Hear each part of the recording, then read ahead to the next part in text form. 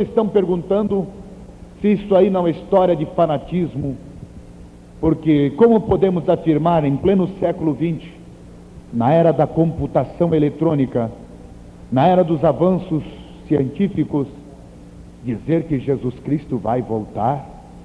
É possível isso?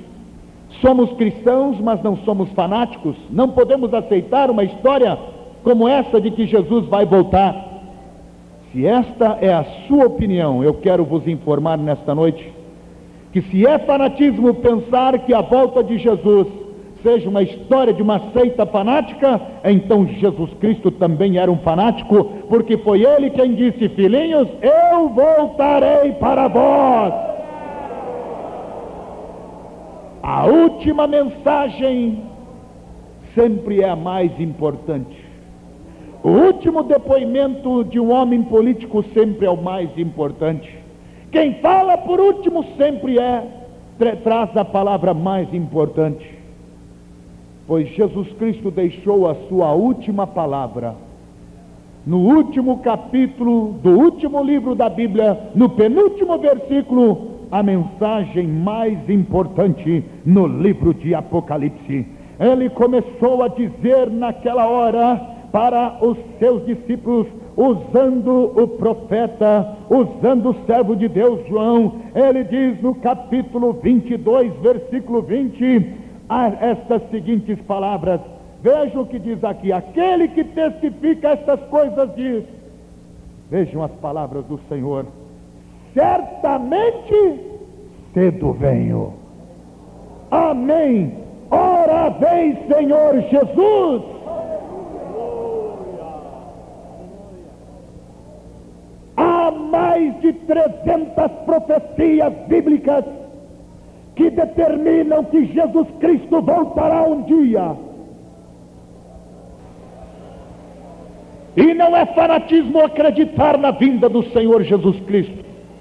Se você é um cristão, seja católico, seja da Assembleia de Deus, seja um batista, seja um tradicional ou um pentecostal, seja do Brasil para Cristo ou da cruzada, não me interessa saber a sua seita, mas se você está sob a égide do cristianismo, você tem que acreditar nas palavras de Jesus: Jesus Cristo voltará um dia. Aleluia. Pregador, isto aí é conversa fanática. Se você não quer acreditar no que os pregadores estão dizendo, se você não quer acreditar no que os pregadores, os pastores estão falando, se você não quer acreditar na Bíblia Sagrada, o guia para a nossa alma, a bússola do cristão, creia pelo menos nos cientistas que estão dizendo.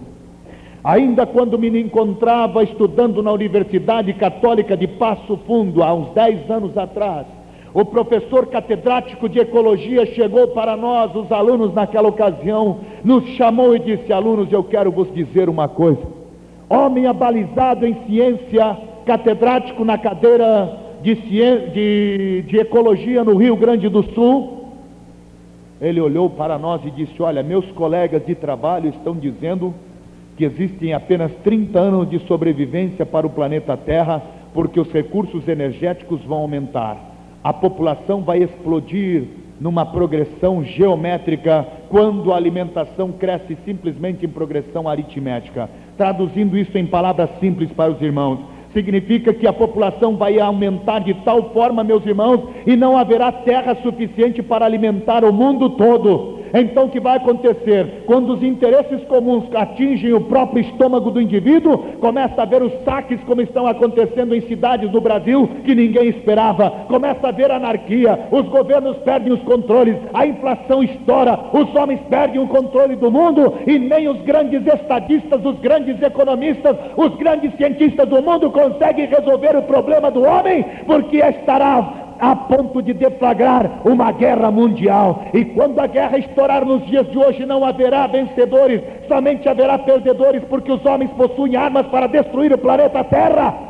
Eu falei ontem que a terra é uma terra condenada, agonizante como era Jericó, amaldiçoada, porque ela será destruída. Os cientistas estão dizendo que este mundo não tem mais do que 30 anos.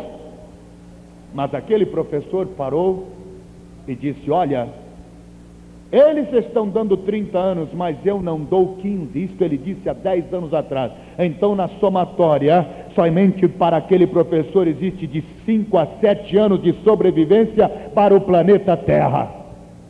Você dirá: pregador, isso é história de gente pessimista. Meus amigos, pessimista ou não, a realidade é esta: o mundo está vivendo seus últimos momentos agonizante na podridão do pecado, na podridão da imoralidade, chegando ao ponto e às raias de ele ser pior do que animais. Você dirá: pregador, você está sendo muito forte ao ponto de afirmar isso.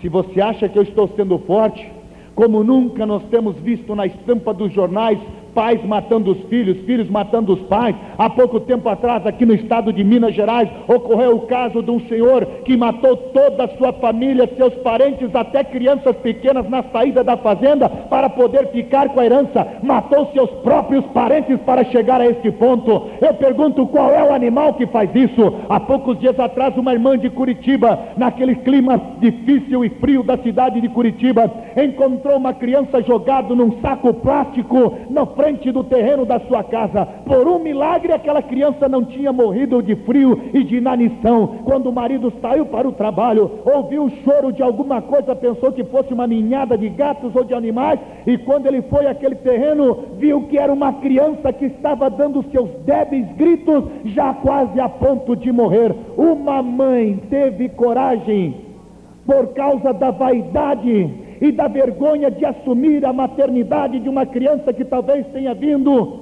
sem saber quem é o pai. Aquela mulher teve a coragem de jogar uma criança fora. A vaidade humana falou mais alto do que o valor de uma vida. Você dirá: pregador, mas o homem ser pior do que animal? Sim, porque se você colocar a mão numa cria de uma cadela, aquela cadela irá morder a sua mão, porque ela não desejará que você toque nas suas crias. Os homens estão piores do que os animais nos dias de hoje. E o mau cheiro do pecado, eu não vou mencionar nomes e religiões. Meu irmão, não ande agora, por favor. O cheiro do pecado está chegando adiante de Deus. Deus não está mais suportando. Nesta semana que passou, o carnaval estampou as notícias horríveis, fotografias das piores.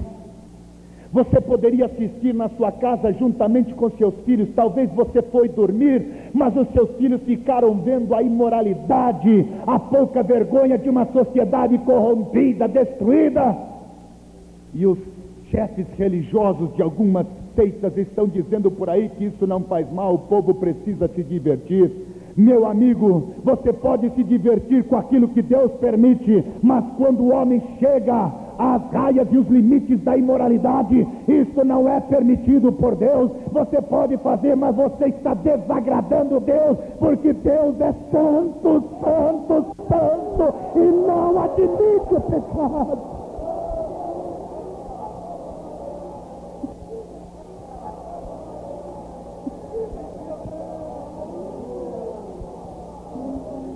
Deus já não está mais suportando olhar para a terra.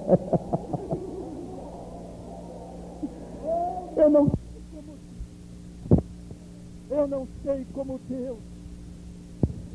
sei como Deus está podendo encarar o planeta Terra.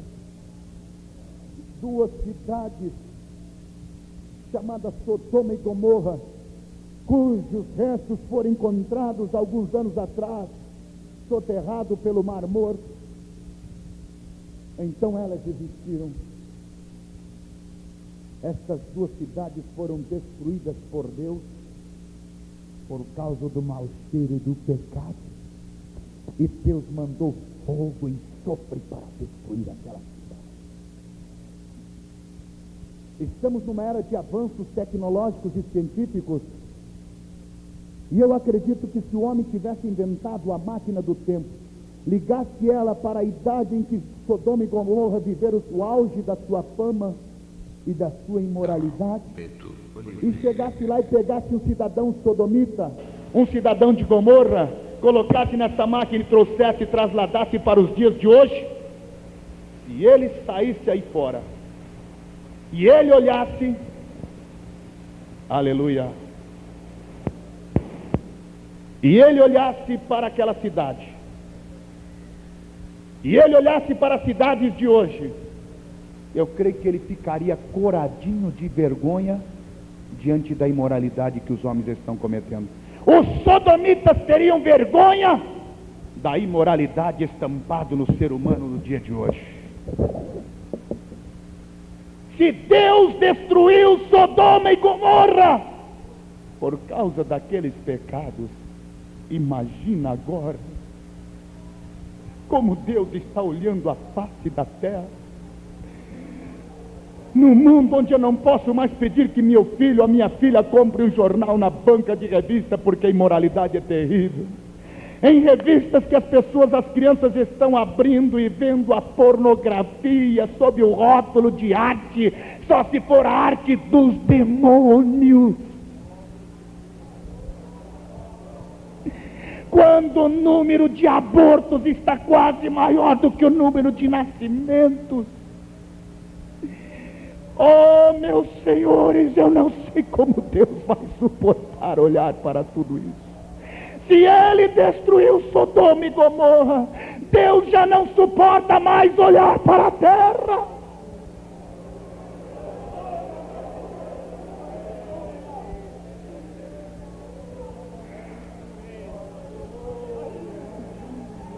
Revistas que mostram a imoralidade, anúncios em revistas de marido querendo trocar a mulher dele com a mulher de outro.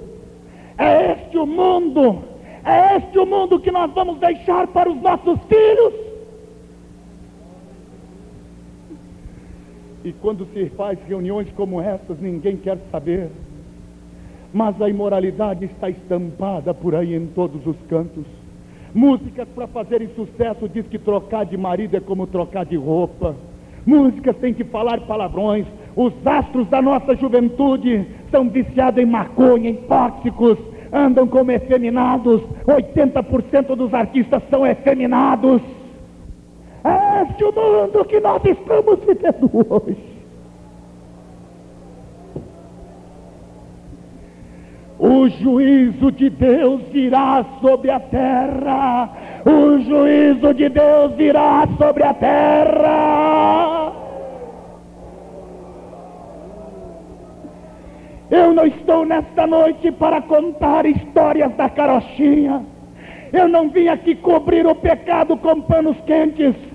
Você é quem escolhe, prefere ouvir historinhas mentirosas que te agradam, ou prefere ouvir a verdade como ela está na Bíblia Sagrada, a palavra de Deus?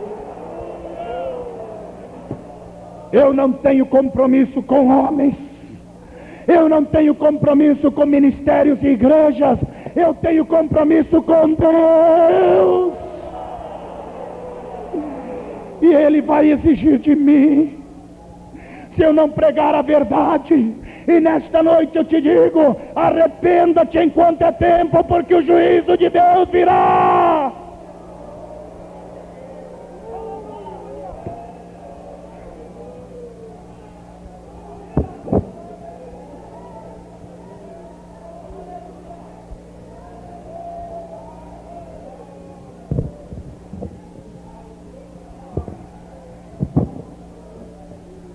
Eu creio que num destes momentos da eternidade, Deus tem olhado para a terra, e enquanto muitos estão dormindo o sono, dormindo na cama do pecado, dormindo o sono do amortecimento espiritual, o espírito do anticristo está colocando aquilo que ele coloca, o mundo obedece. Se ele diz, a moda agora é todo mundo andar nu, todo mundo anda nu. Os festivais pop nus, as praias nus, todo mundo anda nu, porque o mundo obedece o diabo. Assim está o mundo de hoje. O que o diabo determina, o mundo obedece. Se a pessoa quer andar certo, o povo chama de quadrado. Se a pessoa quer andar errado, todo mundo elogia. Os grandes astros hoje são aqueles que matam 20, 30. Ronald Biggles, aquele foi o grande homem que assaltou o trem em Londres. É notícia em jornais, vive bem aqui no Brasil, protegido até pelo governo. Quanto mais a pessoa anda errada, mais corrupta, parece que ele está numa situação melhor.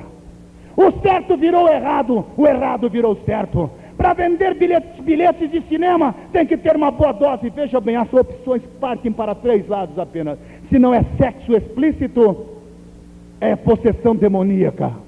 Se não é sexo explícito nem possessão demoníaca, o filme descamba para a imoralidade, descamba para a violência. Os filmes que fazem sucesso ultimamente são Inferno na Torre, Tubarão, Bang Bang a Italiana, Roy Roger e outras coisas que já não servem mais. A pessoa tem que matar com tiro 50 pessoas. Kung Fu, a pessoa destrói, com a mão mata, arranca sangue. É isso que o povo quer ver? É essa a tendência que o homem está tendo?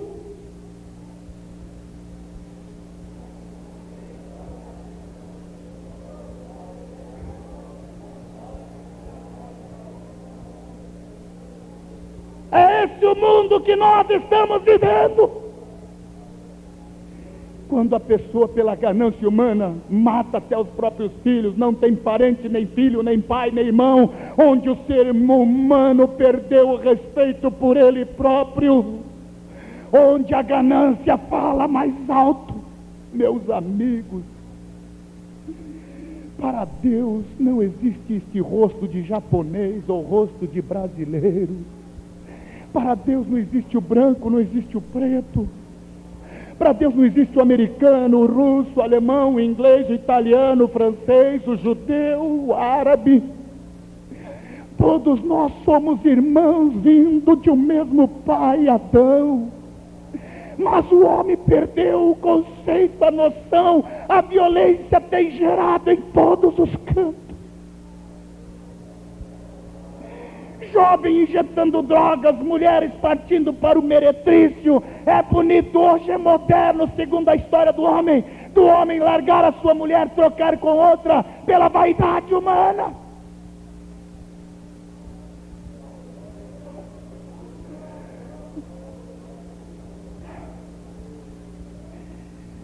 E eu creio que Deus está lá de cima, olhando para a terra agora. Mundo contaminado, as religiões esfaceladas, a ganância, guerras, rumores de guerras, pecados, gente injetando droga nas veias, moças entregando a sua dignidade por pouca coisa. O pecado tem tomado conta do ser humano. E talvez Deus, olhando para a terra neste momento, esteja dizendo: meu filho Jesus, venha cá. E talvez Deus Pai esteja abraçando o seu filho neste momento e esteja dizendo: meu filho, já não há mais quem faça o bem na terra. A imoralidade tomou conta do ser humano. Ninguém mais quer saber de nos louvar. A terra está corrompida, meu filho. Onde estão aqueles quem tu compraste com teu sangue há 2000 anos atrás, meu filho? E Jesus talvez esteja dizendo: Pai, é verdade, já não há mais quem faça um bem na terra, porque o maldito espírito do anticristo está entrando nos lares, nos governos, nas religiões, em todas as camadas. Está vendo o pecado contaminando o mundo, Pai. Mas espere um pouco, papai. Parece que eu estou vendo uma luz numa pequena cidade chamada Capinópolis. Naquele salão, papai, olha aquele povo nos louvando, olha aquele povo nos glorificando agora, Pai. É verdade, meu filho. Vá buscar a sua igreja.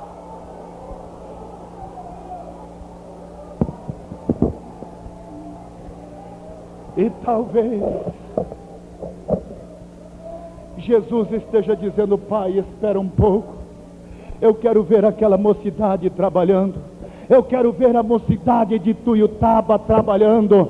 Eu quero ver, papai, aqueles obreiros trabalhando mais. Eu quero ver aquele jovem de Capinópolis trabalhando. Eu quero ver a igreja trabalhando um pouco mais.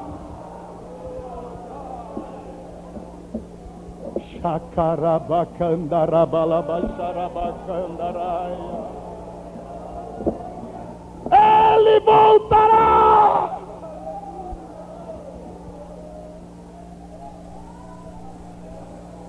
E a igreja subirá ao encontro do Senhor nos ares.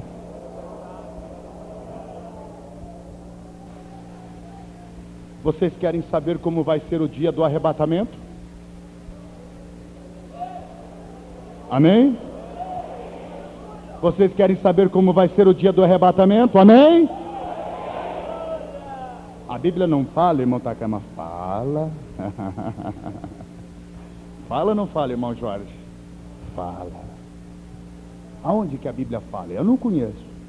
A Bíblia fala por tipologia. Tem gente que estuda muito acerca da Bíblia, mas não lê a própria Bíblia. É preciso estudar um pouco a palavra de Deus e ver que a Bíblia fala por profecias tipológicas. O Velho Testamento é rico em tipologia. Cada personagem significa alguém no futuro. O cordeiro que era ido para o sacrifício no passado simbolizava, tipificava o cordeiro de Deus, Jesus, que haveria de morrer pelos homens. O castiçal simbolizava 7 tribos de Israel. O tabernáculo, como eu disse hoje de manhã, simbolizava você mesmo, o ser humano. E assim, cada objeto na Bíblia tem o seu significado. A guerra, fome, rumores de guerra, peste, todos esses sinais evidenciam que Jesus Cristo vai voltar. Aquele cientista que disse que o mundo não teria mais do que 15 anos de sobrevivência, ele está certo, porque os próprios cientistas hoje estão dizendo que a Terra está agonizando. Os homens se detonarem as armas atômicas, será a destruição do planeta Terra. Já não há mais alimento na terra para munir o povo da terra, e nós sabemos que se isso acontecer, a humanidade estará condenada. Você dirá: mas eu estou preocupado, pregador, o senhor está dizendo que Jesus Cristo então vai voltar? Vai, mas por que os crentes não têm medo? O crente não tem medo porque não está olhando na horizontal, ele está aguardando a vinda de Jesus. Enquanto eu estou dizendo que o mundo vai acabar, os crentes estão dando glórias a Deus, falando línguas estranhas, glorificando ao Senhor, falando em mistério com Deus.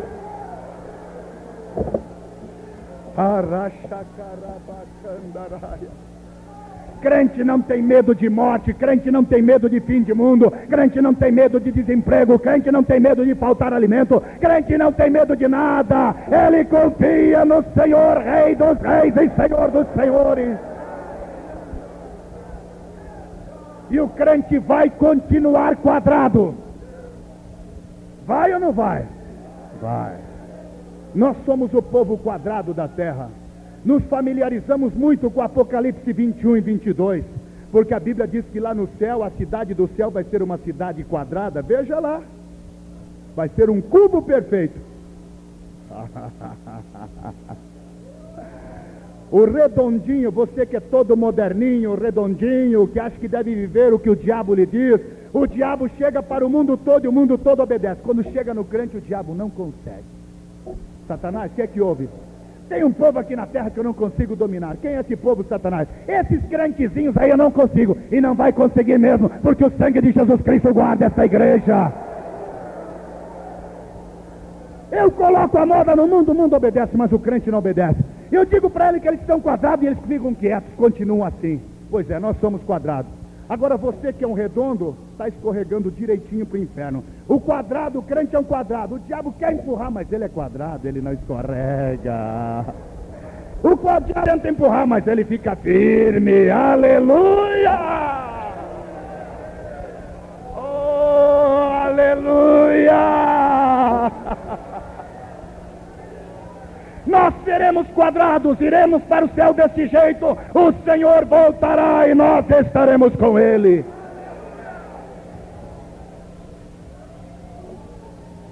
seja quadrado, meu jovem. É isso mesmo.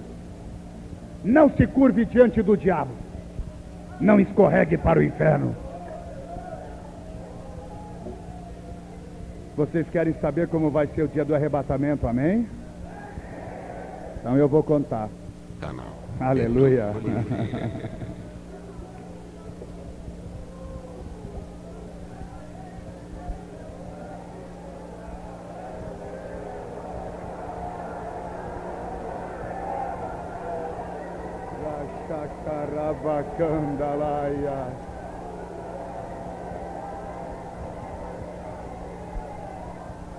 Na Bíblia, ela fala muito sobre tipos.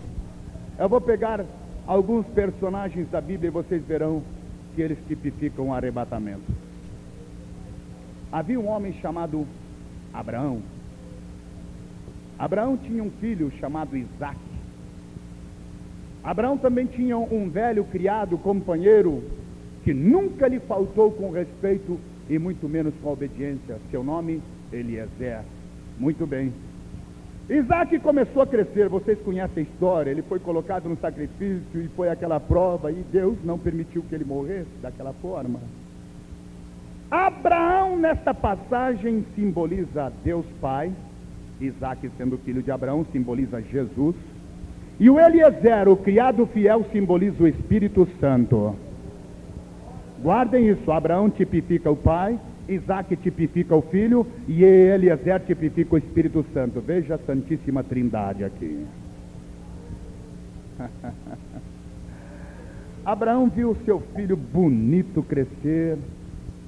Pensou, eu preciso arranjar uma esposa para o meu filho Isaque. Está bonito, moço. E naquele tempo o pai determinava como deveria ser as qualidades, as aptidões da moça que seria a eleita. E ele chamou Abraão, então chamou o seu criado Eliezer e disse, vem cá, Eliezer. Sim, senhor Abraão. Você vai para as bandas do sul, prepare a sua comitiva, prepare a sua mala, prepare os camelos, aí você vai atravessar o deserto e vai lá para as bandas do sul, buscar uma noiva para o meu filho Isaque, porque ele precisa se casar, ouviu? Muito bem, senhor Abraão. Guardem bem, Abraão simboliza o pai, o Eliezer, que ele mandou que buscasse a noiva, simboliza o Espírito Santo, e Isaque simboliza Jesus Cristo. E lá foi Eliezer, preparou, arrumou 10 camelos, um para ele montar, porque vocês sabem, onde existe camelo, ninguém morre, porque camelo tem uma reserva de água muito grande, pode-se fazer longas viagens por um deserto quente. E Eliezer arrumou, armou o camelo, fez tudo, mas Abraão olhou bem para esse Eliezer, vem cá. Você vai me jurar, põe a mão na minha coxa. Escuta, Abraão, espera um pouquinho, antes de eu ir. Não é fácil buscar uma noiva para o seu filho. Não é melhor ele mesmo ir lá buscar junto comigo? Eu ajudo ele, vou com ele, mas é melhor o Isaque escolher por ele próprio. Bem, ele já escolheu, tem que ser pura, assim, assim, mas eu não vou permitir que ele vá para lá. Venha cá, para que ele não vá lá.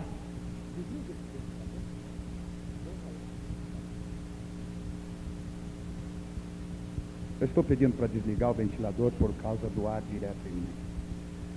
E Abraão pediu que Eliezer jurasse na sua coxa. Põe a tua mão na minha coxa aqui, Eliezer. Porque um juramento feito para um patriarca, colocando a mão nas coxas, não poderia ser quebrado jamais.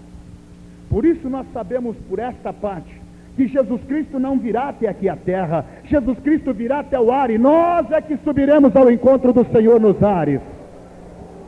Muito bem, Eliezer, vá buscar a noiva para o meu filho Isaque. Eliezer pensou, mas que missão mais difícil. Armou os camelos, subiu no camelo, desceu, vocês sabem, camelo para subir tem que abaixar. Subiu em cima do camelo, o camelo veio, e lá veio ele pelo caminho. Mas que missão mais difícil. Como é que eu vou escolher uma noiva para Isaque? E se eu errar na escolha?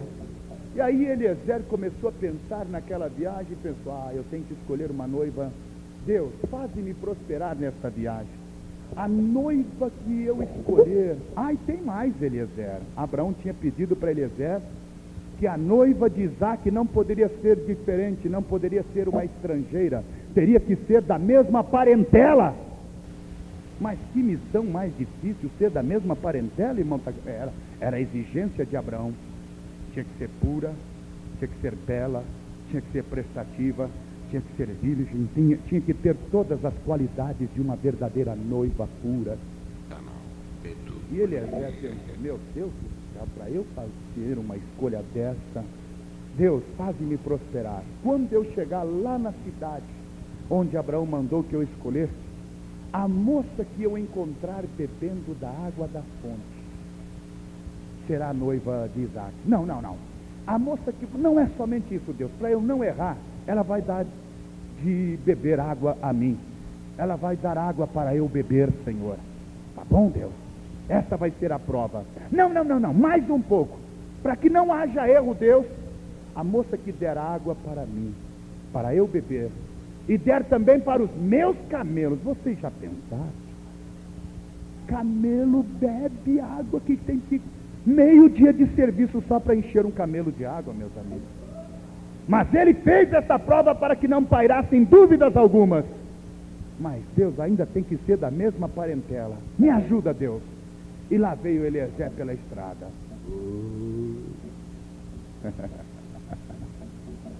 E ele vinha pelo caminho perguntando, orando a Deus em espírito, queimado pelo sol, poeira durante o dia, calor insuportável durante o dia, frio pela noite.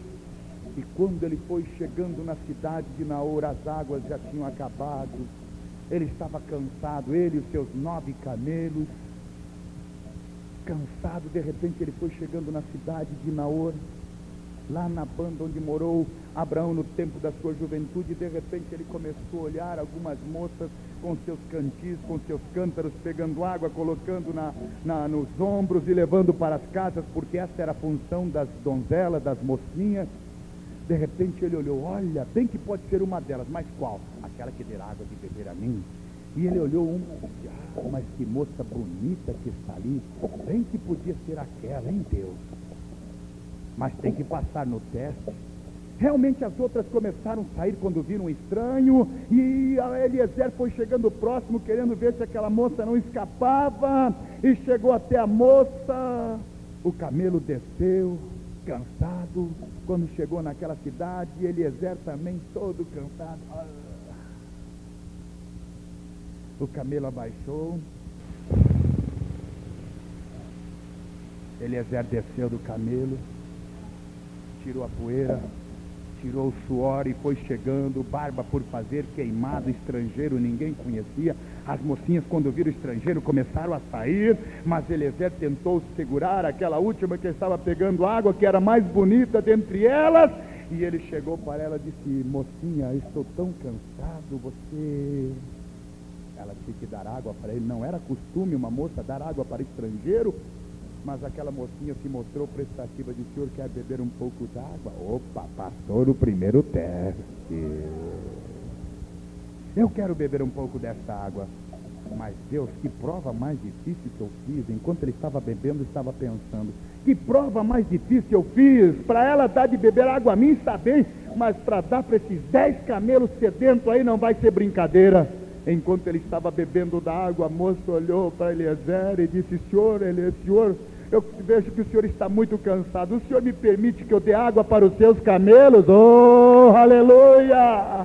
Passou no segundo teste. Oh, que maravilha! Eliezer jogou água, lavou o rosto, se limpou, e a pobre da moça já estava cansada de dar tanta água para tanto camelo. Quando terminou, mas tem que passar no terceiro teste, tem que ser da mesma parentela. Quando a moça disse, olha, terminei, estou cansado, eu vou para casa agora. Espera um pouquinho, mocinha. Qual é teu nome? Meu nome é Rebeca. Senhorita Rebeca, meu nome é Eliezer. Eu vim aqui com uma missão, mas eu precisava saber de que parente você é, de que família você é. Eu sou da família de Naor, de Betuel, de Milca. O que? Betuel, Milca? Você é parente de Abraão? Ah, Abraão é meu tio, eu conheço ele, é meu parente. Oh, aleluia! Passou no terceiro teste. Aleluia! Oh, glória a Deus! Com estas lições eu aprendo que a Rebeca é a noiva de Jesus, aleluia!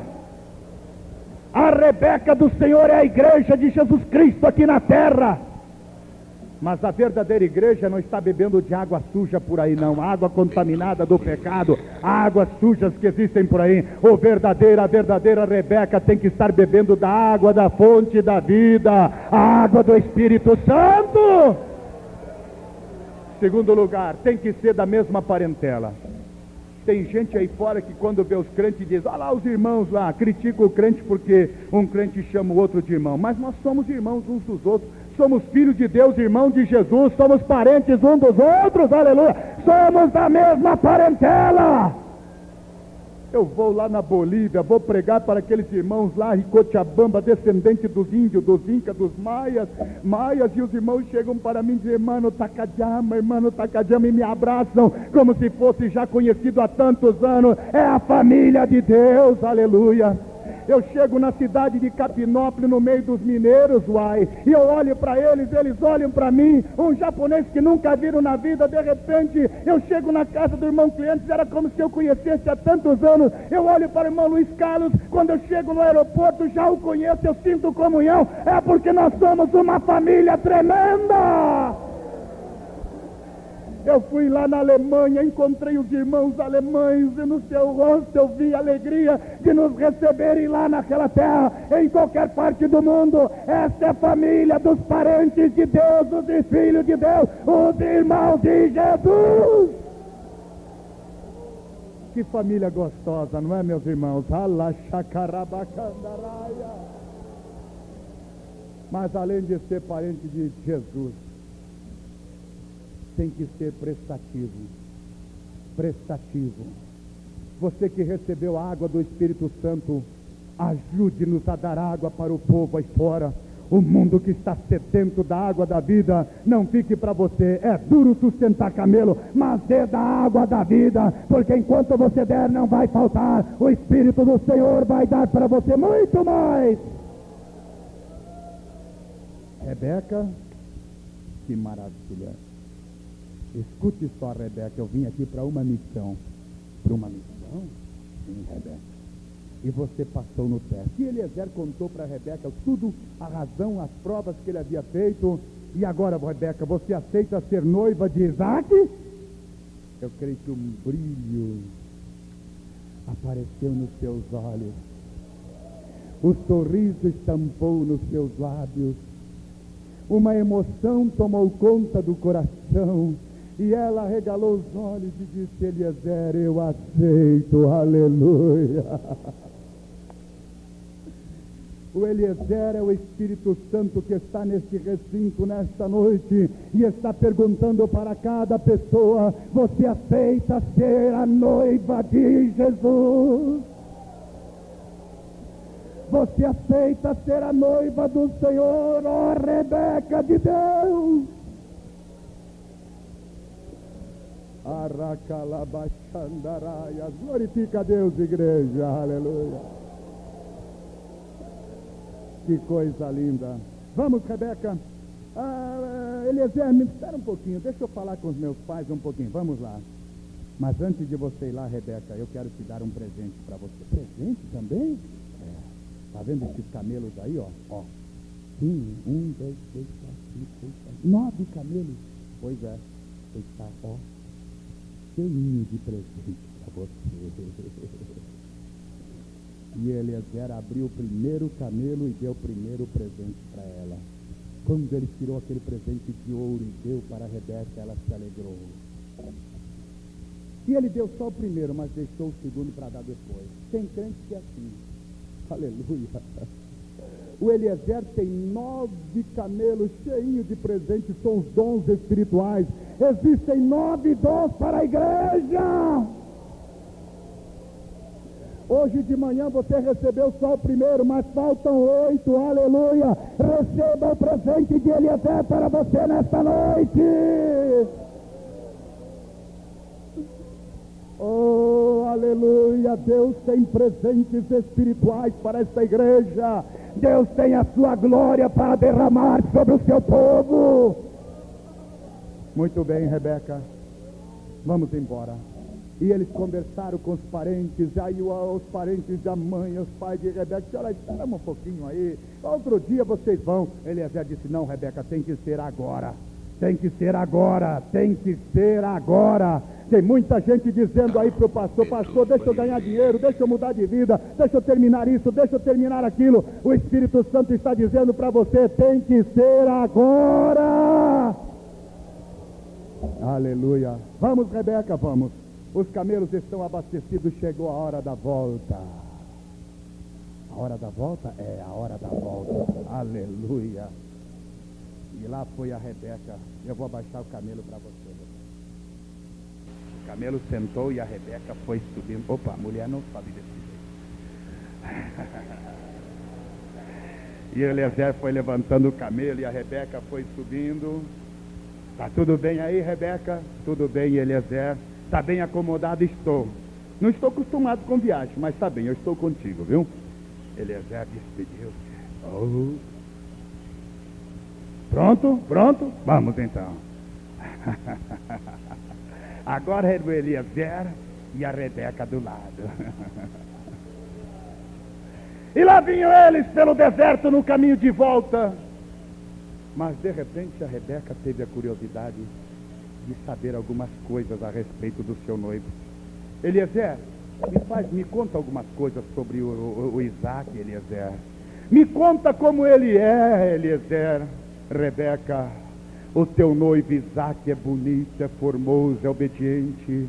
Ah, quando um dia aconteceu quase ele ser sacrificado, Rebeca, mas ele te amou. Oh, Rebeca, ele é o filho obediente do pai, ele nunca titubeou. Oh, Rebeca, ele tem feito sacrifícios por você, Rebeca.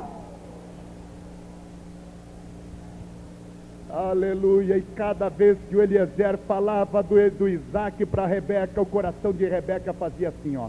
Tum, tum, tum, tum, tum, tum. Cada vez que ele falava coisas mais emocionantes, o coração de Rebeca acelerava. Tum, tum, tum, tum, tum, tum.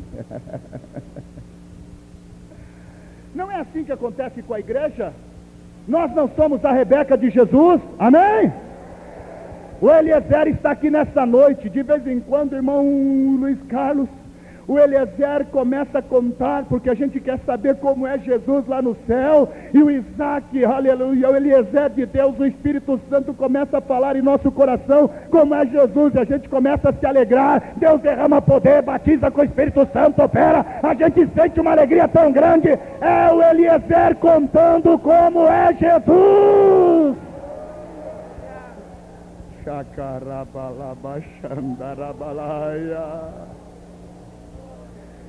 Oh, Eliezer, eu estou começando a ficar cansada, minhas pernas estão ficando doídas, eu estou sendo queimado pelo sol, não estou acostumado com a viagem. Será que não vai faltar água? Não, Rebeca, não tenha medo, viu? Enquanto você estiver caminhando, eu nunca vou deixar você. Irei até o fim da jornada contigo, Rebeca. Não vai faltar água. Ainda que você está sendo queimado pelo sol do deserto, aguenta firme aí, Rebeca, que a jornada está chegando no seu final já.